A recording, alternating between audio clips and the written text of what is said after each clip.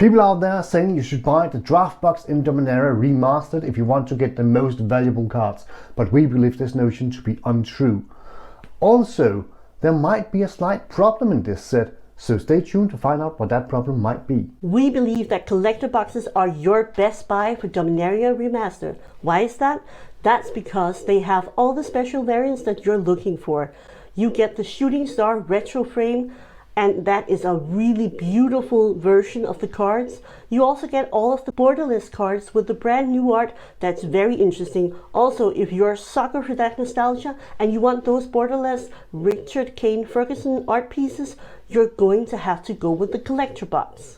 If you want the mythics, you really do need to look closer at the collector box. It has by far the highest percentage of mythics pulled, and we've done a lot of research. We look at all the data and we look at all the videos on YouTube for the openings, so we can with confidence say that all the mythics are in the collector box, not the draft box. So what is actually in those collector boxes? Let's have a look at that now. We have looked at 10 collector boxes and 10 draft boxes, and here are the numbers. If you buy a collector box, you're going on average to pull 8.4 mythic cards in a box. The most commonly pulled mythic card from a collector box was Sylvan Library, closely followed by Urza, Lord High Artificer. The most common card pulled of the tutor cycle in a collector box was Mystical Tutor with 11 pulls in 10 boxes. I am looking so much forward to opening a collector box because Urza is quite frequently pulled, and I'm looking forward to maybe getting lucky, but getting an Urza in maybe one of these special borders or retro frame, because that would be awesome. I'm going to bling out my Urza Commander deck. Also, if you're going to bling out your decks, the collector box is definitely for you. Out of those 8.4 mythics that you're going on average to pull in a box, about half of them is going to be the borderless versions. So if you want borderless versions, go collector. In a draft box, you're going on average to pull 5.6 mythics per box. And of these 5.6 mythics per box, only 20% is going to be borderless versions. So if you want the bling, don't go draft. In the draft box, the most commonly pulled card was actually Yawgmoth, closely followed by Vampiric Tutor and Lower Dawnbringer.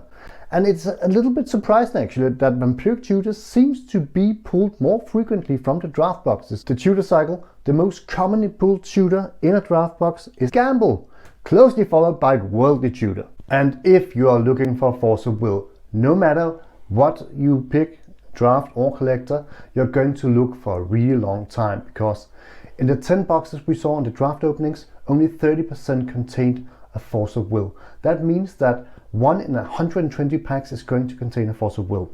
In the collector, 40% of all the boxes contained a Force of Will. That means that 1 in 30 collector packs is going to contain a Force of Will. So that is the true chase card in Dominaria Remastered. As you just heard, getting that Force of Will is really going to be difficult because it is a true chase card. So maybe just consider buying it as a single, because it's going to be really expensive trying to pull it. When we're talking singles, always remember that 30 to 60 days post-release is the best time to buy your singles, because right now the prices are really high.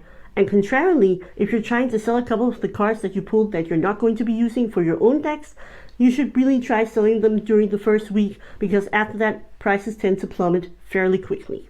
Of course, this is not financial advice, it's just, cake. If you're finding this content valuable, please do hit the like button and consider subscribing, because we're still covering the prices and the price development, and we're going to be checking on the prices for Dominaria Remastered in 30 days post-release to see how the prices are holding up. But what was about that problem that we mentioned in the title? There seems to be some kind of variance problem in both the draft boxes and the collector boxes. It reminds me a little about the Double Masters 2022, where you also saw a lot of the same pulls in some of the same packs, especially in the collector packs. But in Dominaria Remastered, it seems to be in both the draft boxes and the collector boxes.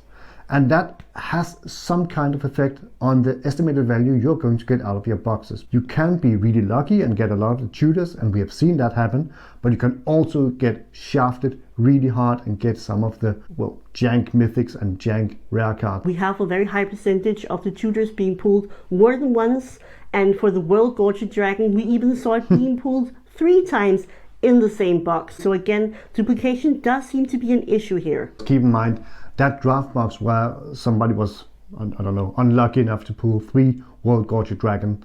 That was actually 3 out of their 5 mythic cards. Yeah, and that's not the one you want 3 of. Force of Will maybe, but not World Gorgeous Dragon. We're excited to continue on seeing a lot of videos, making a lot of data for you, and do remember to subscribe so you can see what happens with the prices in 30 days post-release. And speaking of prices, if you want to know how the value seems to be distributed between draft and collector, even though these prices are kind of inflated because they are the pre-release prices, go look at this video up here. Thanks for watching.